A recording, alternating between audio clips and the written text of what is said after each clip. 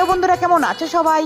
মাথার চুল পড়া বন্ধ করে, খুশকি দূর করে, চুলের ড্যামেজ কন্ট্রোল করতে, মাথায় লম্বা ঘন কালো চুল পেতে বাজারের দামি দামি শ্যাম্পু, তেল, কন্ডিশনারের বদলে এইভাবে সপ্তাহে 2 দিন চুলের যত্নটা করে দেখো।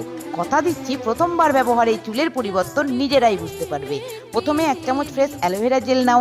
এতে থাকা ভিটামিন এ, সি এবং ই, বিভিন্ন খনিজ উপাদান চুলের গোড়া মজবুত করে, খুশকি দূর করে, চুল সিল্কি এবং শাইনি করে তোলে।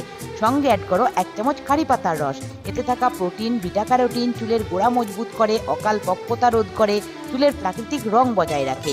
অ্যাড করে দাও 2 চামচ পেঁয়াজের রস। এতে থাকা সালফার চুলের গোড়া শক্ত করে, চুল ঝরা পড়া বন্ধ করে, মাথায় নতুন চুল গজাতে সাহায্য করে।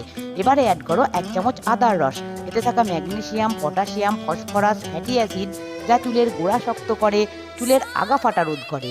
অ্যাড করো 1/2 চামচ নারকোল তেল, যা চুলের গোড়ায় শক্তি জুগিয়ে নরম এবং মজবুত করে।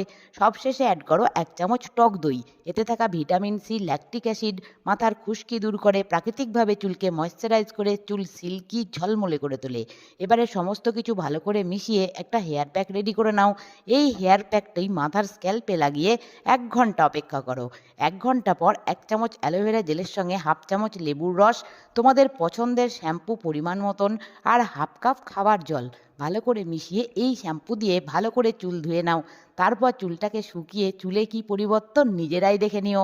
ইচ্ছে হলে আমাকেও জানাতে পারো। ভিডিও ভালো লাগলে লাইক করে সঙ্গে থেকো। আবার দেখাবে। ভালো থেকো। টাটা।